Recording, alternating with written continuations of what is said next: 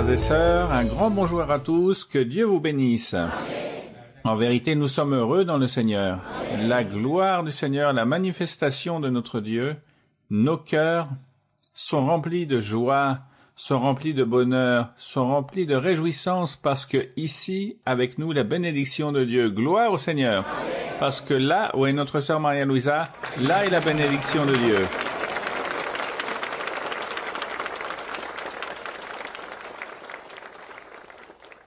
Parce que en elle habite la plénitude de notre Dieu et la manifestation du Seigneur. Et là où va notre sœur, là-bas, est la bénédiction de Dieu. Et pour cela, nous savons que ici, en ce moment, la bénédiction de Dieu est avec nous. Et nous voulons qu'elle reste avec nous, n'est-ce pas? La bénédiction de Dieu.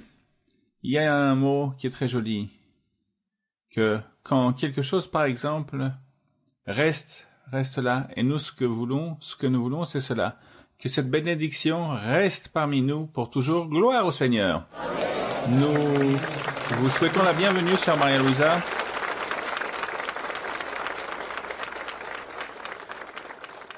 Aussi, la bienvenue à notre frère Oscar Carrillo, notre sœur Perla. Un applaudissement pour nos frères. Nous allons, frères et sœurs, nous mettre debout, nous allons prier le Seigneur, nous allons réaliser une prière, et nous allons le remercier pour tout. Nous allons le remercier pour la bénédiction d'avoir notre sœur avec nous. Dieu de la gloire, Dieu béni, Dieu du ciel. Merci Père Céleste, puissant Seigneur Jésus-Christ. Merci à toi, ancien Père Céleste. Combien nous te louons, combien nous te bénissons, combien nous te chantons, combien nous te glorifions. À toi, Seigneur, Roi de la vie, Père créateur de toutes les choses, tu es juste et miséricordieux, Seigneur. Que tes yeux de miséricorde soient sur nous aujourd'hui pour nous donner la bénédiction d'avoir la sœur Maria-Louisa parmi nous. Que notre cœur soit ouvert, disposé. Notre cœur est ouvert, grand ouvert comme une maison qui s'ouvre pour te recevoir, pour recevoir ces invités de gloire, toi, Esprit de Dieu. Parce que nous savons que tu te meus au milieu de nous et chaque parole médité par notre sœur, tu seras là, Seigneur. Parce que ta parole est la vie, Seigneur. Ta parole nettoie, ta parole libère, ta parole est bénédiction. Seigneur, Dieu béni, merci. Nous te louons et te bénissons, nous te remercions au nom de notre Seigneur Jésus-Christ. Amen. Nous allons, frères et sœurs, ouvrir nos Bibles et nous allons lire dans les psaumes. Nous allons lire dans le psaume 150, versets 1 à 6. Lisons cette merveilleuse louange pour le Seigneur, et pour cela nous sommes ici réunis aussi dans l'Église, pour louer le Seigneur, à travers de la doctrine, de l'enseignement. Nous allons lire dans le livre des psaumes, chapitre 150, de manière alternée. Louez l'Éternel, louez Dieu dans son sanctuaire, louez-le dans l'étendue où éclate sa puissance. Lisez-le deux, s'il vous plaît.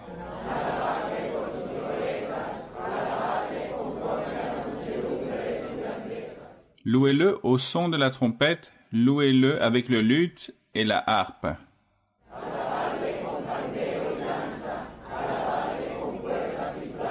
Louez-le avec les cymbales sonores, louez-le avec les cymbales retentissantes.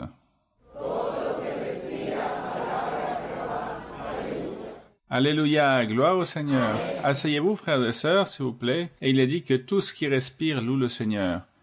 Nous avons les cieux, la terre, la mer, la plénitude, les abîmes, toutes les créatures, tout ce que Dieu a créé, mais nous, beaucoup plus, parce que nous avons été adoptés en tant que les fils de Dieu. Béni soit le nom du Seigneur. Nous allons chanter l'hymne 190, Saint, Saint, grand éternel Seigneur. hymne 190.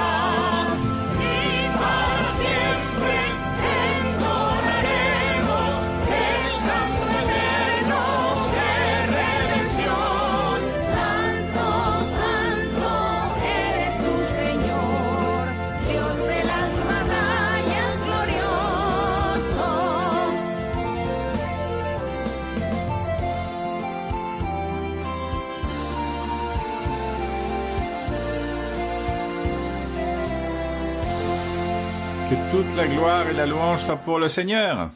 Et regardez, quelle parole si belle. Je ne sais pas si vous avez pensé à cela. Saint, Saint, Saint, grand, éternel, Dieu, souverain, juste, incommensurable, auteur de tout bien, ancien de jour. Quelle parole si belle, n'est-ce pas? Et la Bible dit qu'il n'y a pas de langage ni de mots pour décrire cette grandeur de Dieu. Mais néanmoins, nous savons que le Seigneur lit ce qui est le plus important, et c'est le langage de ce que nous ne pouvons pas exprimer avec les mots, mais ce sont des sentiments du cœur. Gloire au Seigneur. Nous allons, frères et sœurs, chanter ce merveilleux hymne, le 222, Ô mon Christ.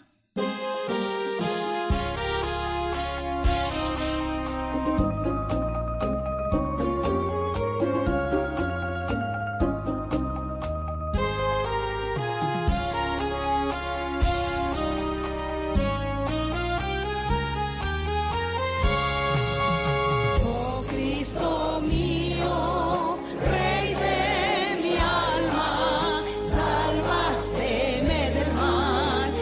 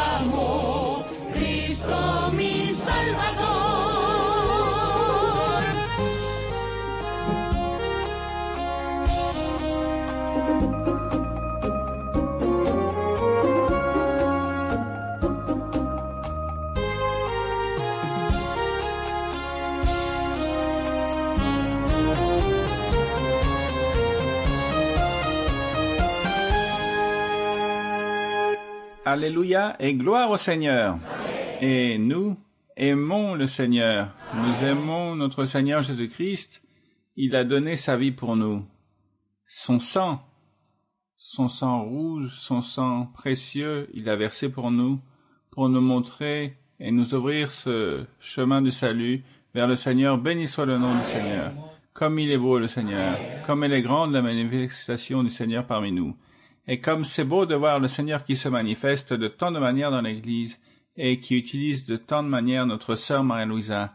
Je veux vous rapporter un témoignage merveilleux du pouvoir de Dieu, d'une sœur. La maman de cette sœur souffrait pendant 4 ou 5 ans d'un problème dans son appareil digestif. Elle avait des ulcères qui lui causaient des perforations dans partie de son appareil digestif. Et bien qu'elle soit passée par 2 ou 3, même 4 interventions chirurgicales pour essayer de la guérir, pour essayer d'enlever toutes ces perforations, de les fermer, ce n'était pas réussi. À chaque fois qu'il le faisait, elle s'ouvrait à nouveau. Mais la promesse du Seigneur était là, gloire au Seigneur, que Dieu ferait une guérison. Et le Seigneur l'a fait. Et il l'a fait de la manière suivante. Cette sœur rêve que notre sœur Maria-Louisa était dans cet endroit et qu'elle passait à côté de la maman qui était malade et elle ne lui imposait pas les mains et donc la sœur se sentait triste, mais la sœur ne lui a pas imposé les mains et comme elle ne lui a pas imposé les mains, donc elle ne va pas guérir. Et ce que la sœur fait dans ce rêve, et elle s'approche de la sœur Maria-Louisa, elle lui dit: sœur, imposez les mains à ma maman pour qu'elle soit guérie. Et la sœur la regarde et lui dit: et moi, pourquoi je veux lui imposer les mains si elle est déjà guérie? Quelques jours plus tard, elle va chez le médecin et elle était complètement guérie.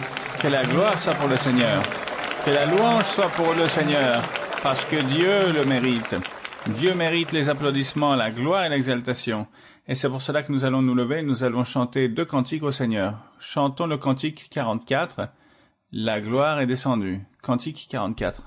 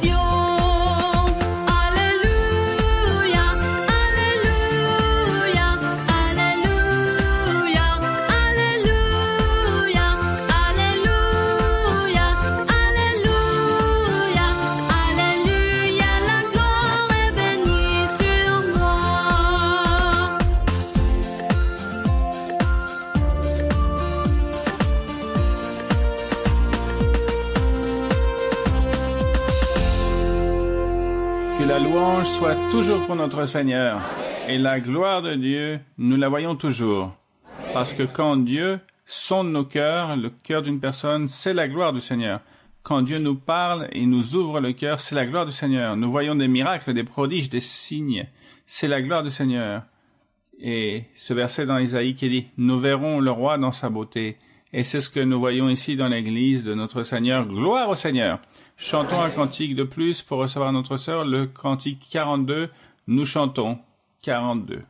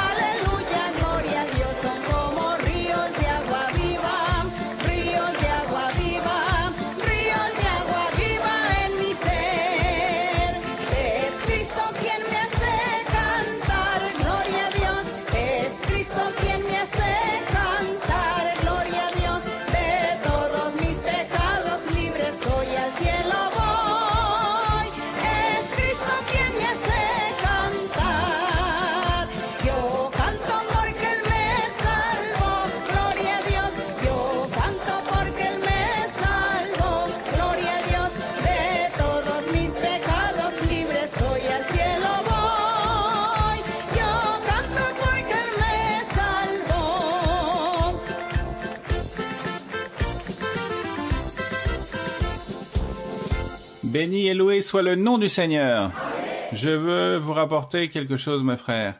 Les églises, par exemple, nous voyons qu'elles sont toujours remplies, qu'elles ont toujours des visites. De nombreuses personnes participent aux réunions. Mais en particulier, j'ai remarqué que les dimanches, quand la sœur Marie-Louise enseigne, dans nos enseignements du dimanche, l'église, elle n'est pas pleine, mais très pleine.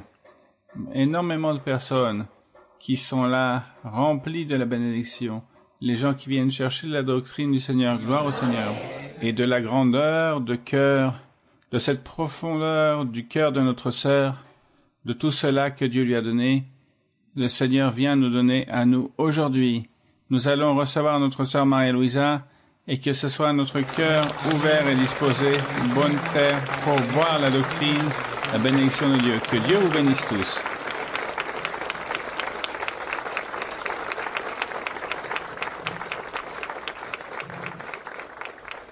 Bonsoir, mes frères, mes sœurs, que Dieu vous bénisse. Vous pouvez vous asseoir.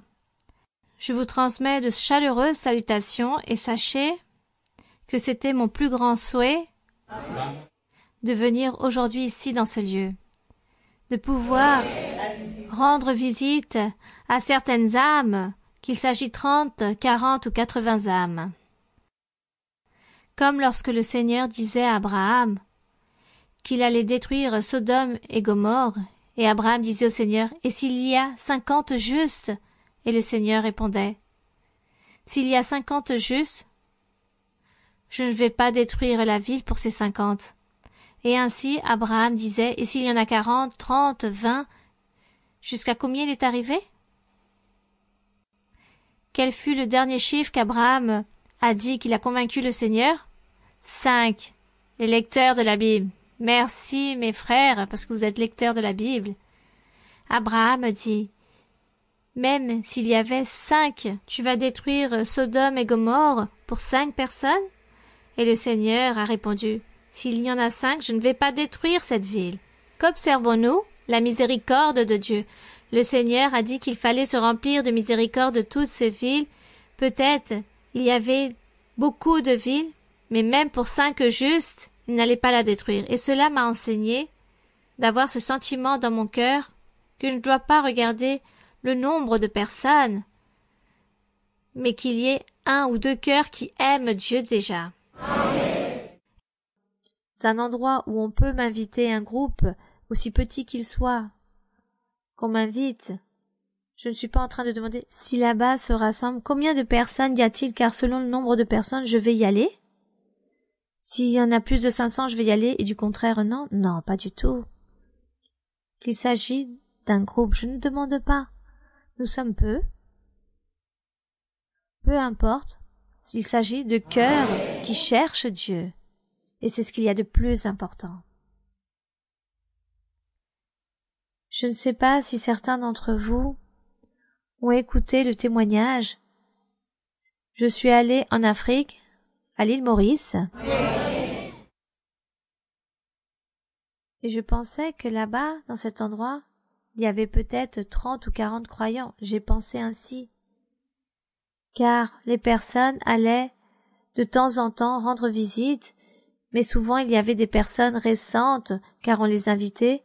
2 sœurs invitaient les personnes, leurs amis, et à chaque fois que les frères et sœurs allaient là-bas pour prêcher, il y avait des personnes pour la première fois.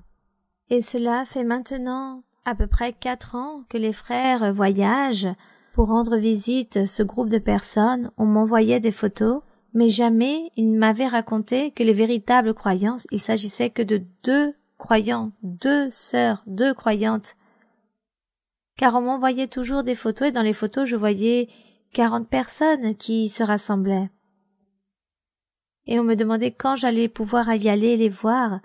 Et je pensais qu'il s'agissait de vrais croyants qui s'étaient convertis et qui insistaient à l'église. Et je suis partie, j'ai fait ce voyage. Et dans le voyage que j'ai réalisé, nous étions à peu près 80 personnes réunies. Mais cependant, tout était merveilleux, car avec mon cœur, j'ai prêché la parole du Seigneur, et beaucoup de personnes ont posé des questions, car j'ai fait une étude biblique, et ces personnes ont posé des questions. Et cette étude biblique fut merveilleuse, Dieu s'est manifesté, il a fait aussi des miracles. Et ensuite, je me suis rendu compte qu'il s'agissait juste de 2 croyantes qui participaient et que le reste de personnes étaient très heureuses. Dieu leur a fait des promesses. Dieu était avec les personnes, même les personnes qui se trouvaient dans l'hôtel qui avait été loué, les personnes de la réception, tous les organisateurs étaient très heureux de voir que nous étions en train de prophétiser à toutes les personnes. elles aussi ont participé pour recevoir la prophétie. Tous ont reçu la bénédiction de Dieu. C'est pourquoi je vous dis, mes frères et sœurs, je sais que cela faisait plus de 4 ans, j'avais ce souhait d'aller les voir, mais je n'imaginais pas qu'il s'agissait, je savais qu'il s'agissait d'un petit groupe de personnes, de 10 ou 20 personnes au moins, mais dans mon cœur j'avais ce sentiment d'aller les voir. La pandémie a apparu et cela fut impossible de réaliser ce voyage, mais après la pandémie, j'ai repris mon travail avec tout mon cœur, et Dieu m'a mis beaucoup à son service, il m'a donné encore plus de dons spirituels.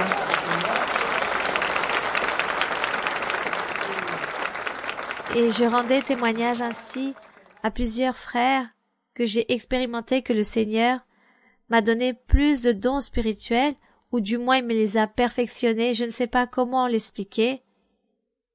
Et j'ai pu m'en rendre compte de quelle façon le Seigneur m'a mis à son service. Malgré qu'aujourd'hui je ne peux plus imposer les mains, car rester debout tant de temps pour imposer les mains, mes bras se fatiguent. Donc je n'impose plus les mains, car pour moi c'est très dur. Et je parlais ainsi au Seigneur, et le Seigneur me répondait, il n'est pas nécessaire que tu imposes les mains. Le Seigneur m'a donné d'autres manières de travailler pour lui. Il me disait, parle aux personnes. Regarde-les dans les yeux et dis-leur les choses. Et je réaliserai le miracle. Et de cette façon, je l'ai fait comme le Seigneur me l'a demandé, car je dis, Seigneur, si je commence à imposer les mains ici, très bien, il y a peu de personnes pour imposer les mains à toutes ces personnes, mais il y a des églises où il y a 3 ou 4 000 personnes qui se rassemblent, comme dans les églises en Colombie, il y a à peu près 4 ou 5 000 personnes qui se rassemblent, comme en Colombie, à Bogota, il y a une capacité pour que beaucoup de personnes viennent se rassembler. Il y a même plusieurs cultes dans la même journée. Donc, imposer les mains à toutes ces personnes, cela m'est impossible. En tant qu'être humaine, je suis incapable de faire ça. Juste la puissance de Dieu. Donc, le Seigneur, aux frères et sœurs, aux jeunes, à toutes ces personnes qui ont beaucoup de force, il leur dit imposer les mains pour mettre en fonction les dons spirituels. Tandis que le Seigneur me met à son service d'une autre façon, je lui rends grâce et j'en suis très heureuse car j'ai pu le mettre en pratique. Et c'est pourquoi beaucoup de personnes racontent des témoignages en disant que juste j'ai parlé à ces personnes, que la personne par exemple a un cancer et je leur parle. Je dis non, vous n'avez plus de cancer et effectivement la personne est guérie car Dieu me l'a autorisé. Le Seigneur m'a donné cette autorisation. Et je rends grâce au Seigneur pour toutes ces choses et je suis très heureuse dans le Seigneur. Disons que je vis une autre nouvelle étape dans ma vie spirituelle. Car avant, disons, j'étais toujours jalouse de ces prophètes de l'ancien temps. J'avais un léger sentiment de jalousie, car ces personnes, lorsqu'ils ont commencé dans l'Église du Seigneur, lorsque nous lisons dans les enseignements, par exemple dans Actes des Apôtres, de quelle façon Dieu mettait à son service tous ces apôtres, ces prophètes, juste avec leur ombre, avec leurs vêtements, pour réaliser des miracles. C'est même, voire très dangereux, car aujourd'hui le Seigneur fait cela aussi. Disons que cela doit être très discret pour que les personnes ne s'en rendent pas compte, parce que les personnes peuvent prendre cela pour de l'idolâtrie. Et comme je vous le disais, j'étais un peu envieuse, car je disais, comment, Seigneur, tu pouvais parler à ces prophètes de l'ancien temps? Ils voyaient ces visions, ils avaient des rêves, tu donnais des révélations. De quelle façon cela était? Car en lisant les écrits, nous voyons Dieu m'a parlé, Dieu m'a donné l'ordre, et ainsi de suite. Donc, j'avais toujours cette curiosité de savoir comment le Seigneur mettait à son service ces prophètes. Et aujourd'hui, Seigneur, tu nous mets pas en service dans la même façon, tu te manifestes pas comme dans l'ancien temps. Eh bien, je vous raconte que, du moins, je suis en train de vivre cette même étape des prophètes de l'ancien temps, d'Ésaïe, d'Ézéchiel. Car, en tant que témoignage, je vous raconte, parfois je suis en train de prier, je suis seule, car j'aime beaucoup prier lorsque je suis toute seule, et je dis au Seigneur beaucoup de choses, surtout par rapport aux personnes, et le Seigneur commence à me dire, dis à cette personne ceci et cela, Dis-lui que cela va se produire et qu'il fasse cela. Et le Seigneur me parle ainsi et me parle de cette personne en particulier. Donc j'appelle la personne où je lui écris et le Seigneur dit que tu dois faire ceci ou cela de la manière que tu es en train de réfléchir ou par rapport à cette situation. Et je raconte tout à la personne. Et la personne commence à pleurer de joie, d'allégresse en disant « Oui, effectivement, Dieu m'a consolé car j'étais très triste et Dieu vient de me consoler à travers ce que vous venez de me dire. » Voici la manière très belle et merveilleuse de quelle façon le Seigneur m'a dit, et non seulement à beaucoup aussi dans l'Église, le Seigneur va leur donner ces dons spirituels où Dieu va appuyer cette parole, où la personne, la sœur ou le frère vont parler et Dieu appuiera cette parole et tout s'accomplira. Il faut juste avoir un cœur pur et sincère envers le Seigneur.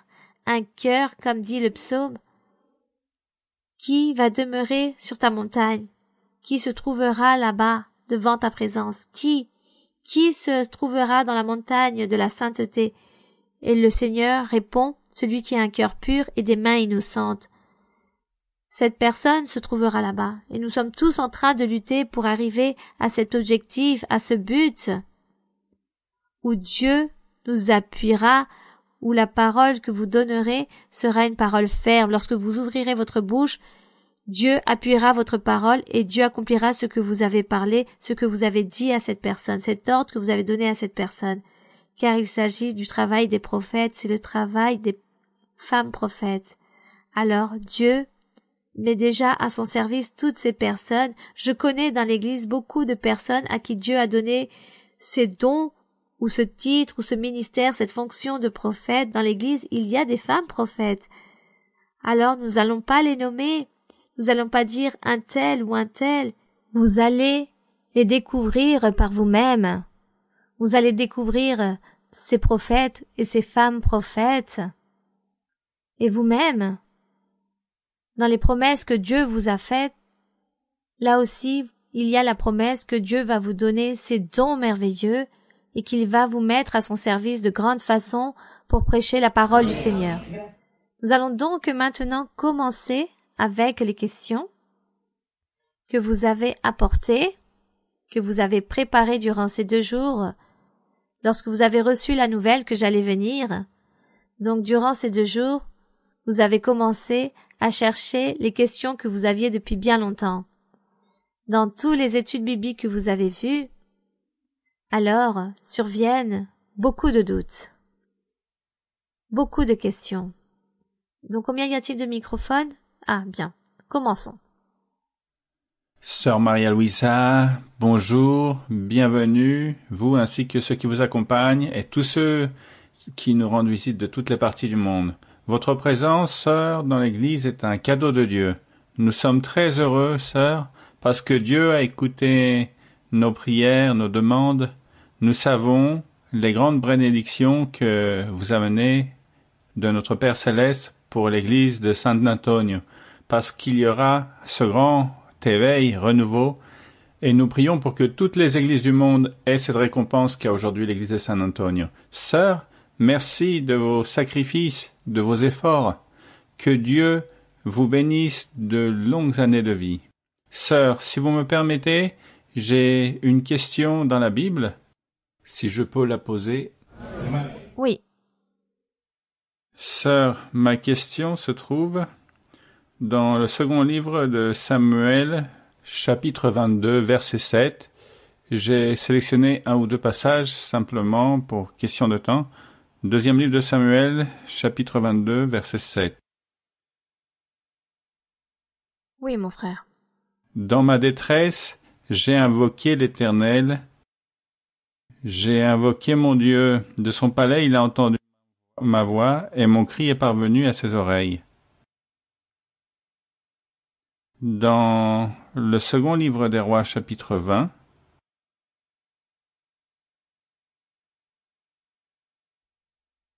Deuxième livre de Rois, oui, mon frère, vous pouvez lire. il est raconté l'histoire d'Ézéchias, qui était très malade. Il a prié le Seigneur et lui a demandé de lui concéder plus de temps de vie.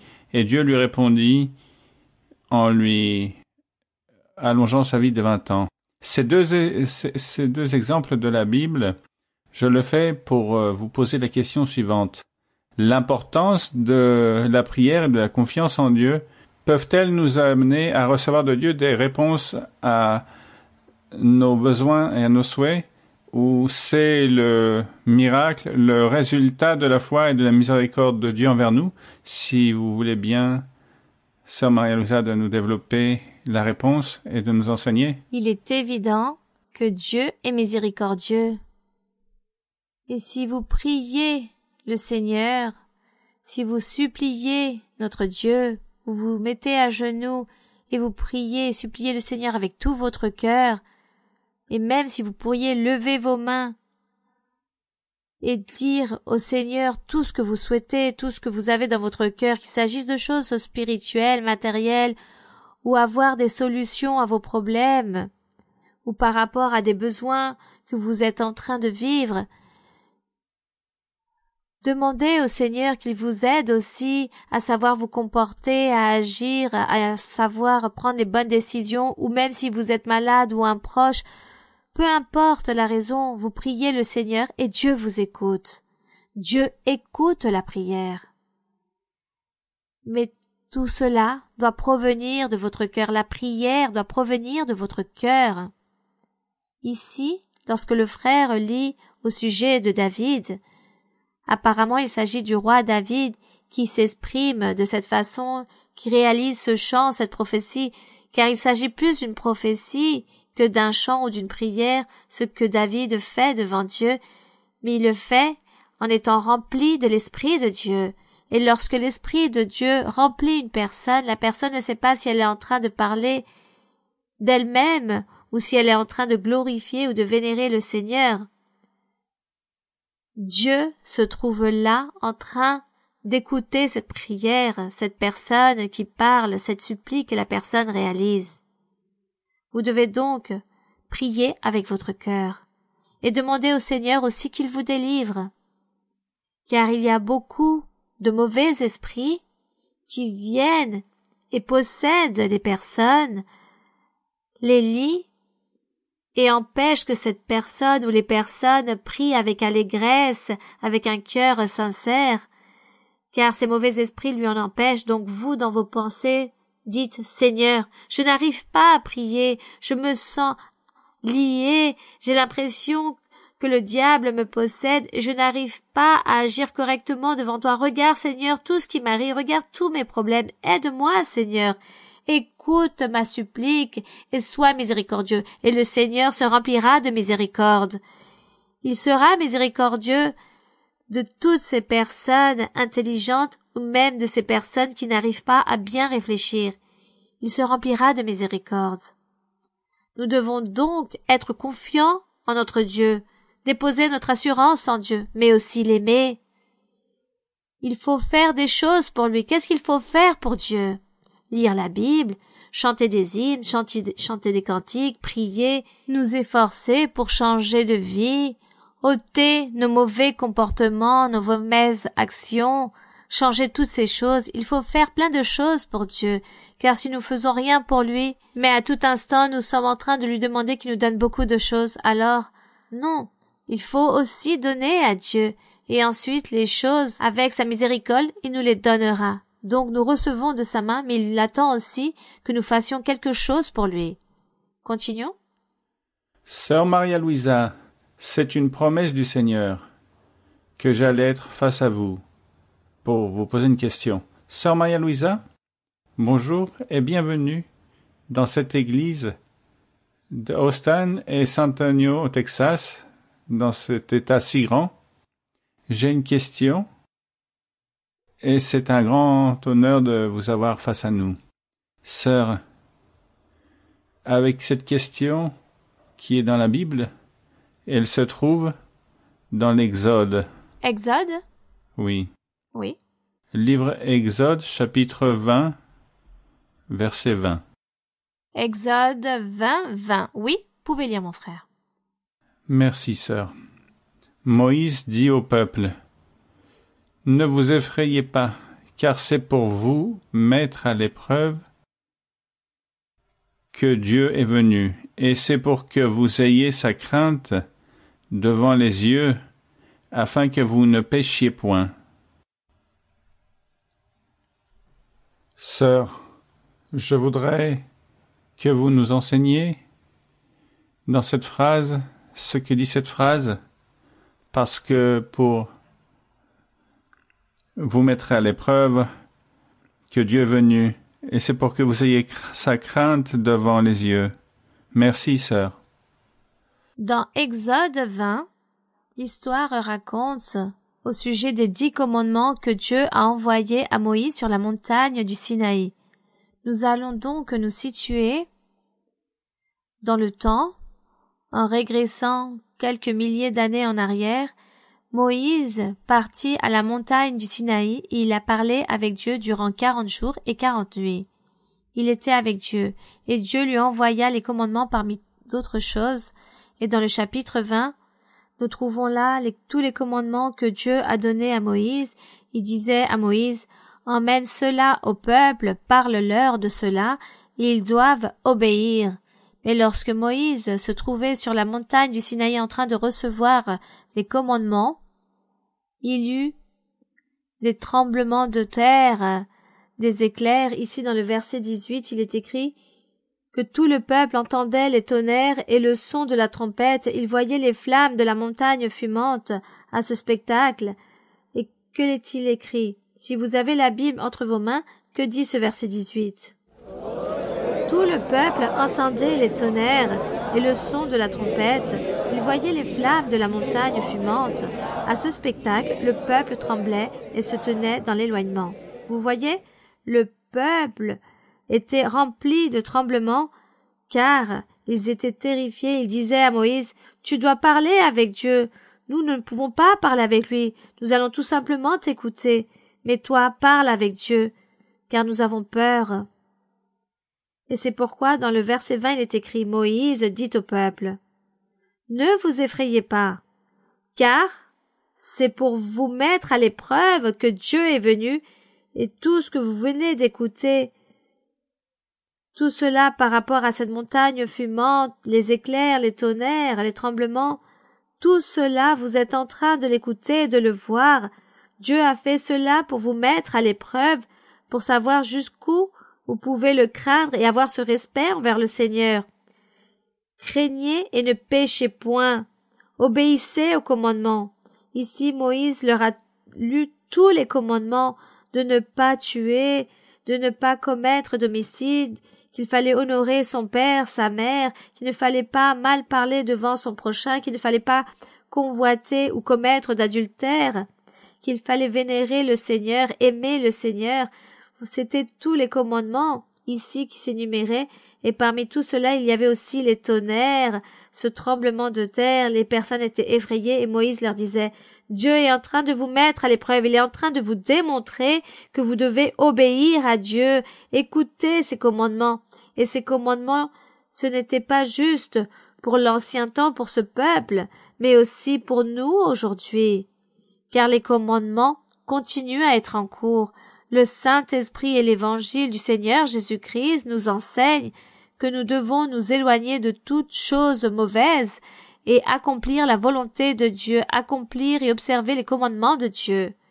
Et le Seigneur a donc fait toutes ces manifestations pour mettre à l'épreuve le peuple à ce moment-là, pour que le peuple puisse croire à Moïse et craindre Dieu. Mais juste parce que la parole du Seigneur continue à vivre aussi aujourd'hui.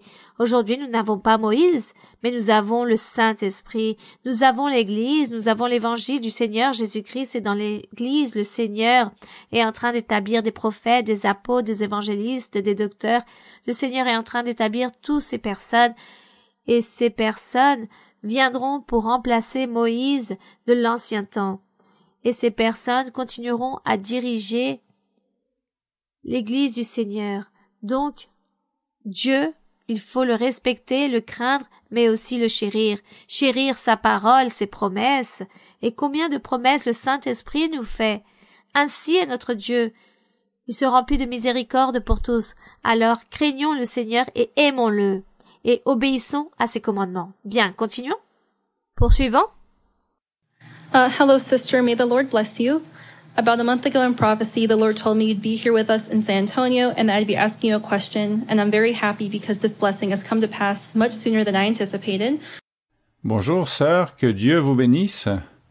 Il y a à peu près un mois, en prophétie, le Seigneur m'a dit que vous alliez être ici à San Antonio, et je suis très heureuse parce que cette bénédiction est arrivée plus vite de ce que je pensais. Sœur, ma question est personnelle. Je comprends de plus en plus la doctrine et je comprends que le Seigneur a un plan pour chacun d'entre nous et que ce plan est le temps de chacun et de Dieu et qu'il est parfait. Je comprends aussi que nous avons le libre arbitre. Nous avons la bénédiction de connaître notre Seigneur et d'être dans son assemblée. Mais dépend-il de nous que nous nous efforcions et luttions pour plaire au Seigneur et accomplir ses commandements? J'ai eu des expériences qui m'ont apporté beaucoup de tristesse dans le cœur parce que j'ai senti que ces erreurs que j'ai commises pouvaient détruire ma vie spirituelle. Pendant longtemps, j'ai eu de la tristesse dans mon cœur.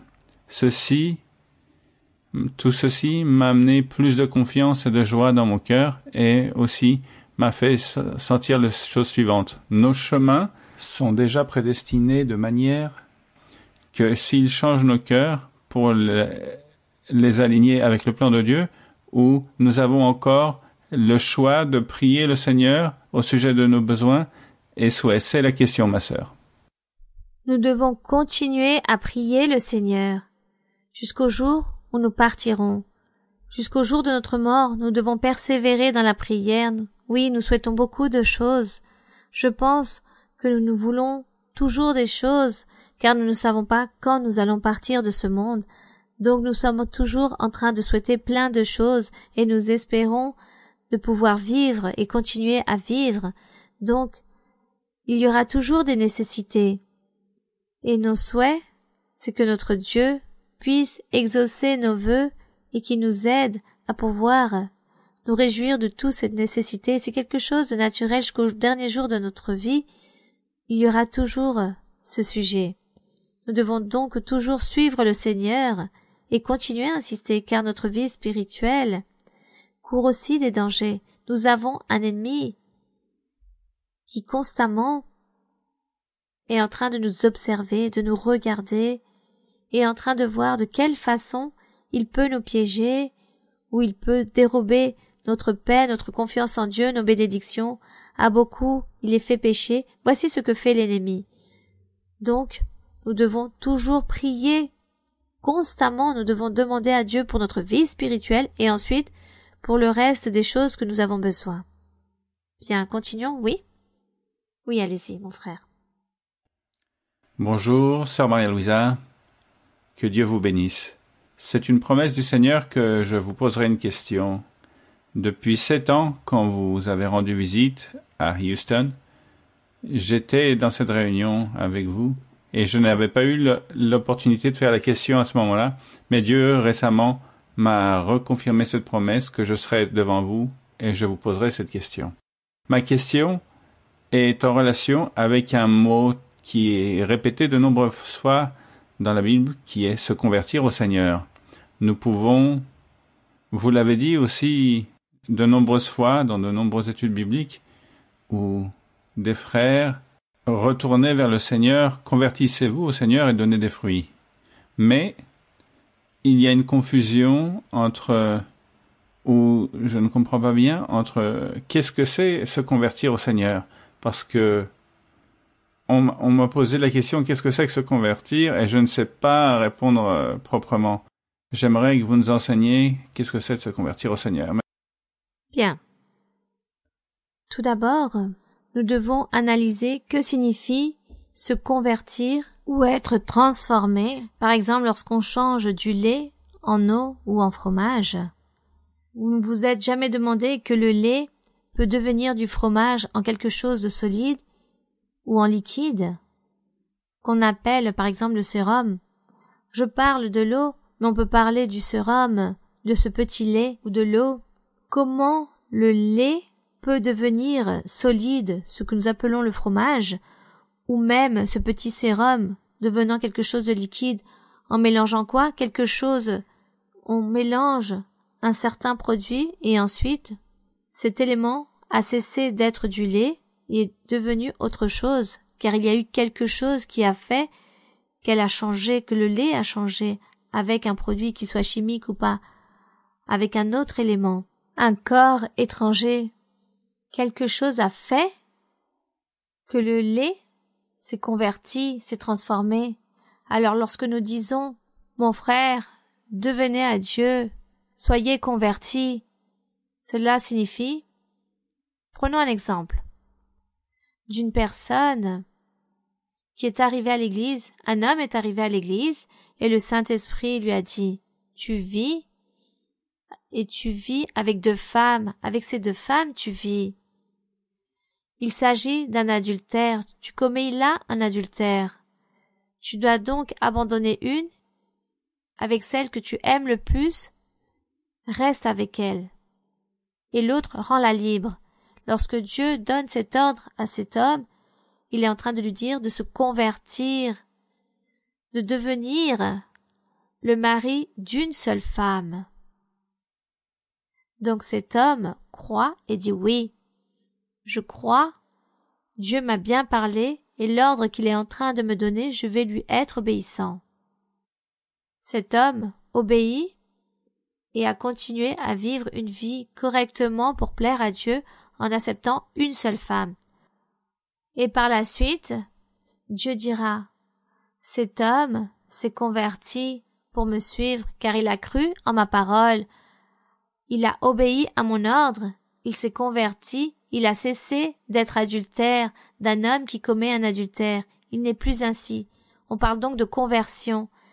Par exemple, certains sont menteurs, il y a des personnes qui mentent, qui sont envieuses. Et le Seigneur dit, convertis-toi. Je vais ôter de toi toutes ces choses mauvaises, ces faiblesses que tu portes en toi, je vais te les enlever. Mais prends la décision de faire ma volonté. Et le Seigneur dit à cette personne, tu es rempli de rancune, tu es rempli de mensonges, et la personne commence à dire non, je ne veux pas être ainsi, je veux changer, je veux être transformé, je veux te suivre et faire ta volonté, te croire, t'obéir, mon Seigneur. Alors Dieu voit cette intention que la personne veut réellement changer, alors Dieu aide cette personne à se convertir, à changer. Mais pour nous convertir à Dieu, nous devons croire, être confiants et vraiment croire. Car si vient cette personne qui est réellement rancunière, menteuse, peu importe, Dieu lui parle et la personne ne croit pas en disant non, je ne crois pas en toutes ces choses, je n'accepte pas cela. Je continue à vivre ma vie comme je le veux. Alors la personne ne veut pas changer, ne veut pas se convertir. Elle ne veut pas se transformer en une personne après avoir été si mauvaise, après avoir réalisé des choses mauvaises, elle ne veut pas devenir une personne qui fasse de bonnes actions. On parle donc de conversion, ce n'est pas difficile de comprendre ce mot. Et lorsque le Seigneur nous dit que pour lui nous devons nous convertir, il est en train de nous dire « Crois, sois confiant, obéis ». Et lorsque je dis « Seigneur, oui, je crois en toi », je vais t'être obéissant, je vais te plaire en tout ce que tu me demandes. Donc je suis en train de dire que effectivement je veux changer. Donc j'essaie de le faire et peut-être seul il m'est impossible de changer. Alors je dis Seigneur, aide-moi car je n'arrive pas à changer. Car tu vas m'aider et tu vas m'aider à être une nouvelle personne, une personne correcte.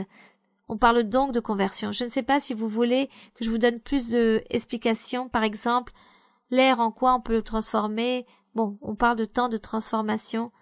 Des choses mauvaises que nous avons vécues, des péchés que nous sommes en train de réaliser, nous devons les abandonner, nous les cessons de les réaliser, car nous nous sommes convertis à Dieu. Avant j'étais mauvaise et maintenant je suis une bonne personne. Avant je vivais dans le péché, dans la méchanceté, maintenant je ne fais plus cela. Je me suis convertie. Voilà cela, ce que signifie se convertir. Et il y a beaucoup de personnes qui viennent dans l'église et ne sont pas encore converties à Dieu. Si on regarde leur vie privée, on voit très bien que ces personnes continuent à vivre dans le même péché.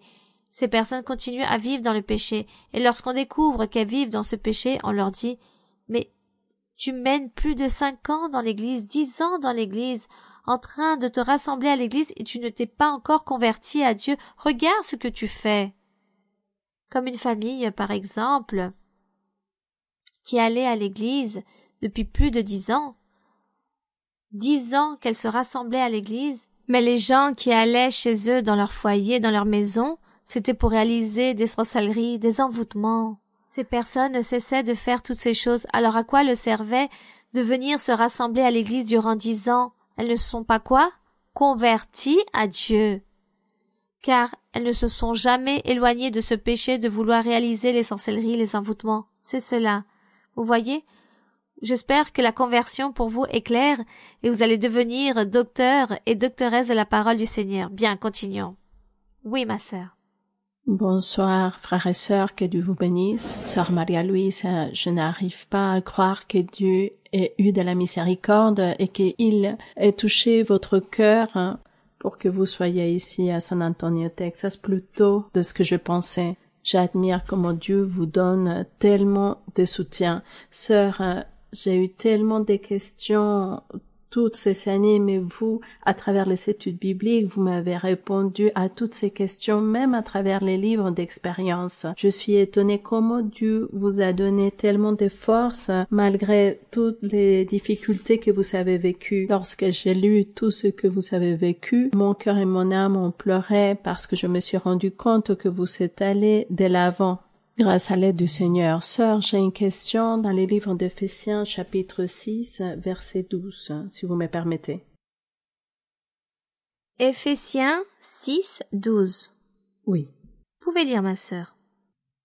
Car nous n'avons pas à lutter contre la chair et les sangs, mais contre les dominations, contre les autorités, contre les princes de ce monde des ténèbres, contre les esprits méchants dans les lieux célestes.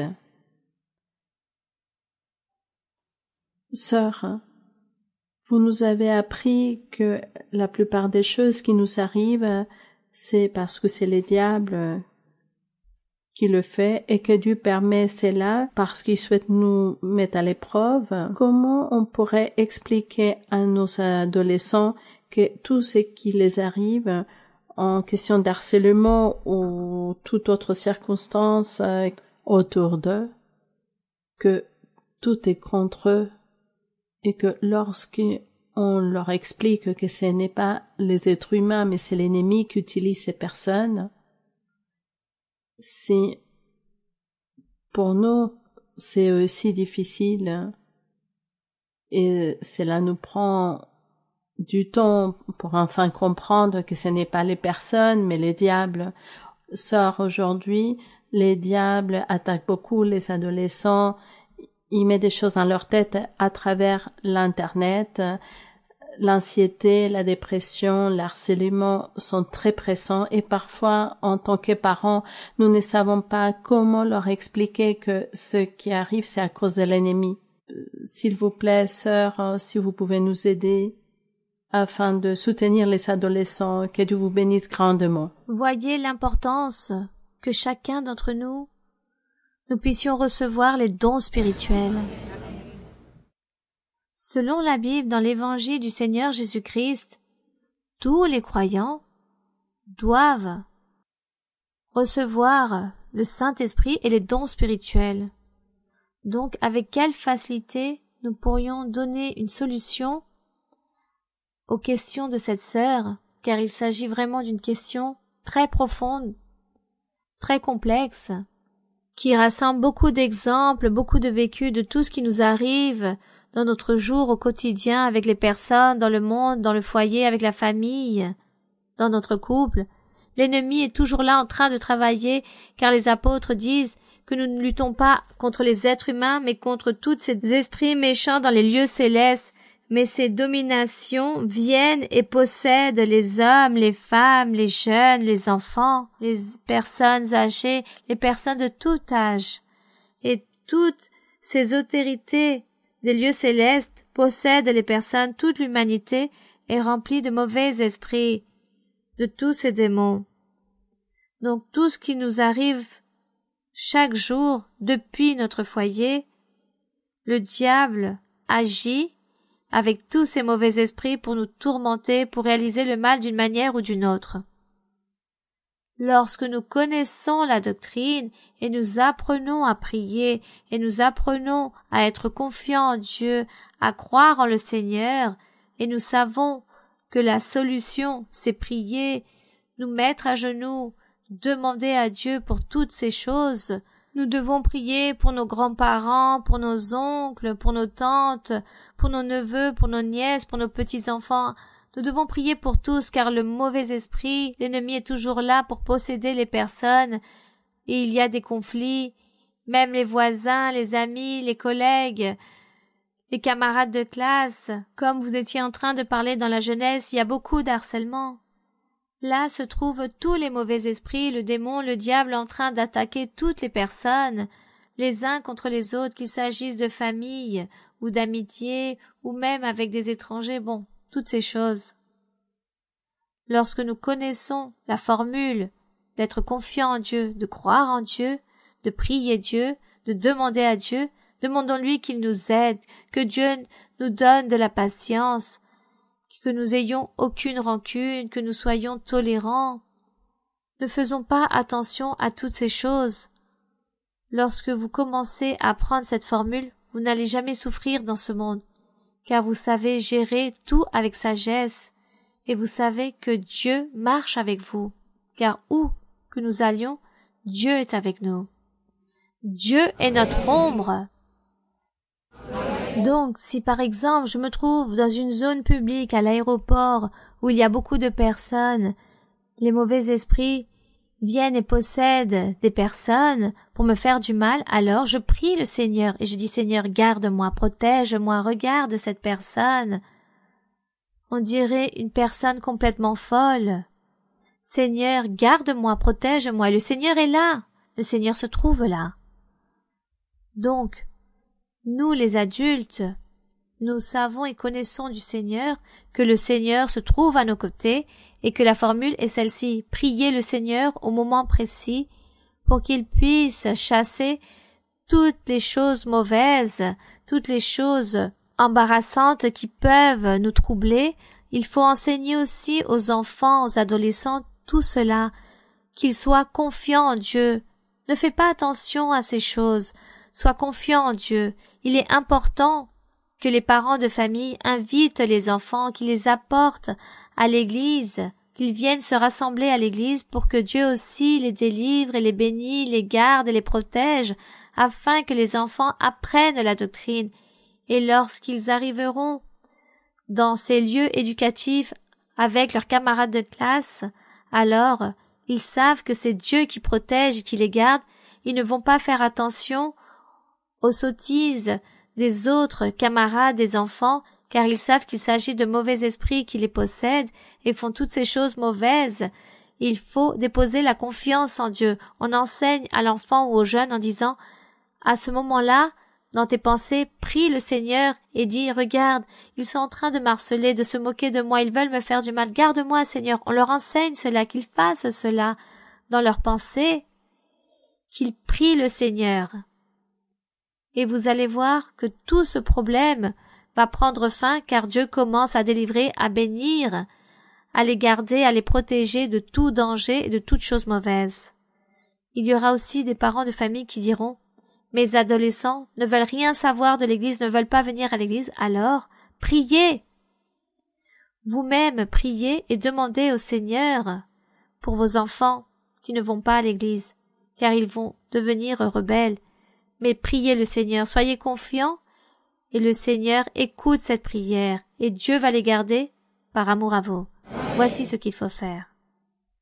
Alors il ne faut pas s'inquiéter, car le monde, il y a un mot qui n'est pas très beau, mais pour pouvoir le comprendre, c'est le mot encombré. L'humanité est encombrée de mauvais esprits.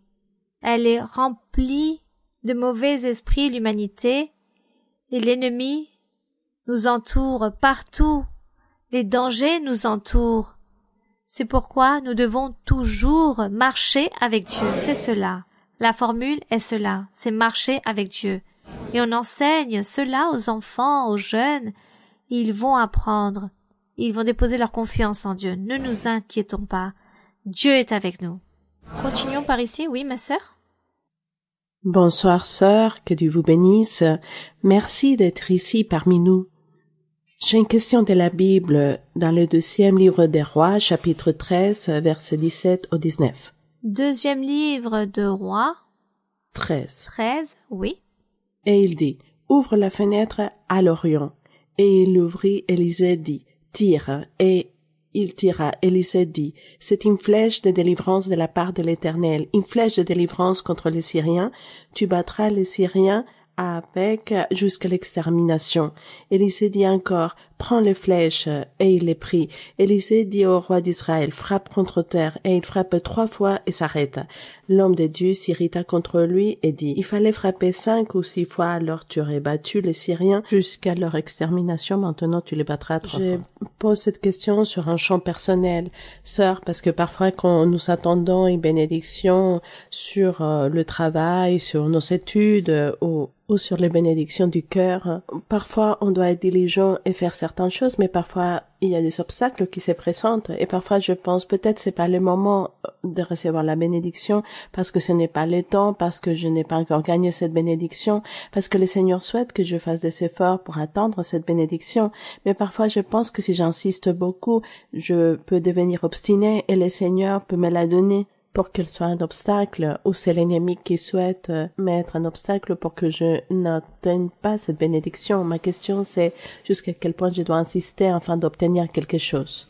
Nous devons nous remplir de sagesse, d'intelligence, car nous devons savoir quand nous pouvons insister au Seigneur et quand nous ne pouvons pas. Tout dépend de notre nécessité ou qu'est-ce que nous sommes en train de demander à Dieu, n'est-ce pas? Tout dépend, car selon notre demande, nous insistons au Seigneur. Mais si nous demandons au Seigneur, par exemple, des choses que réellement nous n'avons pas besoin, ce n'est pas une priorité, disons-le ainsi, et nous continuons à insister sur ces choses, alors nous allons être obstinés, voire imprudents peut-être. Tout dépend de ce que vous voulez dans la vie et tout ce que vous demandez au Seigneur.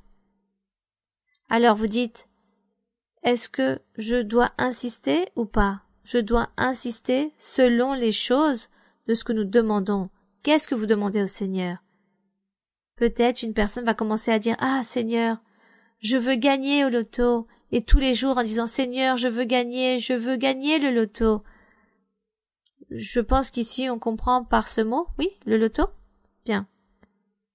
Ou ces jeux de hasard, et vous continuez, vous persistez. Cela est ridicule, car comment allons-nous demander des choses insensées, ou dire au Seigneur, je veux avoir un véhicule de telle marque, et tout le temps vous êtes en train de prier pour avoir ce véhicule d'une marque particulière. Disons que cela n'est pas vraiment une insistance dans la prière pour Dieu. Si vous dites une fois oui, je voudrais un véhicule ainsi avec telle marque, il y a des personnes qui ont cette possibilité de avoir une voiture ainsi, mais d'autres non. Donc si un jour Dieu vous promet qu'il va vous donner un véhicule, alors vous dites, comment le Seigneur va me donner un véhicule de telle marque? Car mes revenus sont faibles. Je ne peux pas avec cette bénédiction, cela est impossible. Mais Dieu, un jour vous a dit qu'il allait vous donner ce véhicule, et cela est resté là. Ne commencez pas à prier en disant, Seigneur, quand vas-tu me donner ce véhicule de cette marque? Non. Par contre, si vous êtes une personne qui ne travaille pas, car vous n'avez pas d'offre d'emploi, et vous êtes en train de demander au Seigneur qu'il vous ouvre des portes d'emploi, car vous avez besoin de vivre, vous avez besoin d'argent, disons, pour survenir à vos besoins, alors vous demandez à Dieu constamment. Vous insistez jusqu'au jour où le Seigneur vous ouvrira des portes professionnelles, ou si vous avez une difficulté, un problème, une menace, alors oui, insistez dans la prière en disant, Seigneur, garde-moi, car on veut m'ôter la vie, protège-moi, à cause de ceci, cela, je me sens en danger, donc on insiste dans la prière, on persévère dans la prière. Donc, comme vous pouvez le voir, ce n'est pas mauvais d'insister, dans la prière. Ce n'est pas mauvais de cesser de demander à Dieu, ou ce n'est pas mauvais d'insister trop selon vous. Ce n'est pas mauvais aussi de demander au Seigneur selon vous. Tout est correct. C'est juste que nous devons être intelligents, être sages, pour pouvoir savoir comment demander. Par exemple, les apôtres, dans une épître, disaient « Vous priez, vous demandez des choses, mais vous ne recevez pas, car vous ne savez pas prier. » Parce que vous ne savez pas demander, parce que vous commencez à demander des choses que vous n'avez pas besoin, mais c'est juste par obstination que vous demandez des choses à Dieu. Donc, selon notre manière de vivre, nous demandons au Seigneur. Nous demandons toujours au Seigneur, « Seigneur, je veux que tu me donnes une bonne santé pour pouvoir travailler. » Et cela est correct. Et nous demandons toujours au Seigneur, « Seigneur, donne-moi la santé, car j'ai besoin de travailler, j'ai des responsabilités. » Et cela est correct. Mais il y a d'autres choses que les personnes désirent, des vanités, des caprices. Les personnes veulent certains plaisirs, il ne faut pas être si insistant, car peut-être tout cela ne vous convient pas. Par exemple, un jour, une sœur qui raconte, elle est tombée amoureuse d'un jeune, elle est tombée amoureuse de ce jeune, et à tout instant elle demandait au Seigneur quel est ce jeune comme époux, car elle était complètement amoureuse et elle insistait énormément, et Dieu ne lui a jamais répondu et n'a jamais exaucé ce souhait qu'elle avait. Et elle disait, non, Dieu ne me répond pas. Dieu ne répond plus, car j'ai toujours demandé au Seigneur que j'étais amoureuse de cette personne et Dieu ne me l'a jamais conçu. C'est ne pas savoir demander. C'est-à-dire que cet homme n'était pas pour elle. Vous voyez, lorsque il y a des choses qui ne conviennent pas, alors Dieu ne les donne pas. Malgré que vous insistez, Dieu ne va pas vous le donner, ce n'est pas le moment. Cependant, nous devons demander à Dieu de la sagesse, de l'intelligence et sachons demander. Sachons demander au Seigneur les choses. Demandons au Seigneur et rappelez-vous, toujours les bonnes choses, les choses justes, car nous n'allons pas demander à vouloir désirer des choses mauvaises pour les autres et dire « Ah Seigneur, qu'il arrive un malheur à cette personne. » Cela n'est pas correct, car Dieu ne va jamais nous écouter. Nous sommes en train de commettre un péché à cause de cela. Donc, tout simplement, de la sagesse avant tout. Ne vous inquiétez pas pour ces choses, car les deux choses sont très importantes, acceptables. Demandez, être insistant, comme le Seigneur Jésus donnait l'exemple de cette juge, de cette femme, lorsqu'elle allait voir ce juge injuste, car il ne réalisait pas la justice, elle insistait pour obtenir justice et au final elle eut justice. Ainsi doivent être votre prière, vous devez être insistant jusqu'à ce que Dieu vous donne la bénédiction, mais sachez demander ce qu'il vous convient pour que Dieu nous écoute et nous donne cette bénédiction. Merci à chacun d'entre vous, que Dieu vous bénisse. Nous allons donc prier le Seigneur pour rendre grâce à notre Dieu. Nous allons donc prier pour tous nos besoins, mais aussi pour toutes les nécessités et les souhaits que vous portez dans votre cœur et demander au Seigneur aussi pour les maladies physiques, les maladies du corps. Nous allons demander à notre Dieu et nous allons rendre grâce au Seigneur et aussi lui demander les choses spirituelles, les dons spirituels que Dieu nous les donne. Et lisez aussi la Bible. Lisez la Bible. Pour moi, comme pour beaucoup de personnes récentes, je vous recommande. Je vous invite même à lire beaucoup la Bible, car cela va beaucoup vous aider à recevoir les bienfaits du ciel. Père céleste, nous te rendons grâce, Seigneur, pour cette soirée. Merci pour ton amour, pour ta bonté, pour ta parole, pour ta vérité. Merci, Seigneur, car nous avons été devant ta présence, en train de parler de ta parole, méditant dans la Bible. Nous avons appris. Permets, Seigneur, que toute la parole et la doctrine arrivent au plus profond des cœurs de chaque personne qui écoute, qu'elle pénètre dans chaque cœur et qu'elle fasse et donne la personne des fruits de tout ce qu'elle a compris et tout ce qu'elle apprend de toi. que tu sois en train de semer dans chaque cœur cette semence, cette parole, et qu'elle grandisse, et que chacun soit un arbre qui donne un bon fruit à son temps, et que sa feuille ne se fane pas, que cet arbre soit planté auprès d'une source d'eau. Seigneur, tu es le seul qui peut donner ses bienfaits à chacun d'entre nous. Je te demande, mon Seigneur, que tu bénisses tous les frères et sœurs dans cet état, que tu les protèges et que tu exauces leurs vœux et que tu réalises tous leurs souhaits et que ta main toute puissante soit sur chacun, que tu délivres et réprimandes toute sorcellerie, envoûtement et réprimandes toutes les malédictions de l'ennemi et détruis, Seigneur, l'œuvre du diable. Bénis chaque personne, délivre-les.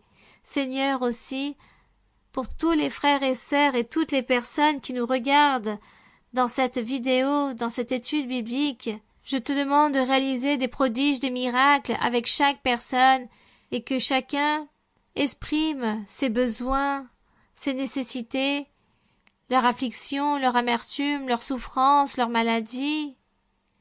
Seigneur, écoute-les. Seigneur, écoute chaque personne, car il existe beaucoup de maladies incurables, et toi, Seigneur, tu délivres chacun, tu purifies chaque personne, guéris, tends ta main qui guérit. Et délie, Seigneur, délivre, Seigneur, chasse toute maladie, et délivre toute personne qui a été captive de l'ennemi. Délie, Seigneur, ôte toutes les chaînes, détruis cette œuvre de l'ennemi, romps toute chaîne, réalise des miracles, bénis, Seigneur, toute personne qui invoque ton nom, toutes ces personnes qui croient en toi, qui déposent leur confiance en toi, cette sûreté en toi, qui cherchent ta miséricorde, qui cherchent de ton nom, que tu te manifestes en eux. Père Saint, au nom glorieux de Jésus-Christ, ton Fils bien-aimé, nous te demandons toutes ces choses. Écoute notre supplique, écoute notre prière. Bénis-les, Seigneur, au nom glorieux de Jésus-Christ. Que l'honneur et la gloire soient pour toi, maintenant et éternellement. Amen. Gloire à notre Dieu. Béni soit le Seigneur. Les louanges sont pour le roi. La gloire pour le Seigneur. Les louanges au Tout-Puissant. Envoie de ta puissance. Envoie de ton Saint-Esprit.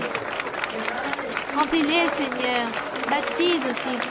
Baptise-les avec ton Saint-Esprit. Envoie les dons spirituels, mon Seigneur. Envoie les dons spirituels. Donne-leur une transformation, un changement de vie, une délivrance.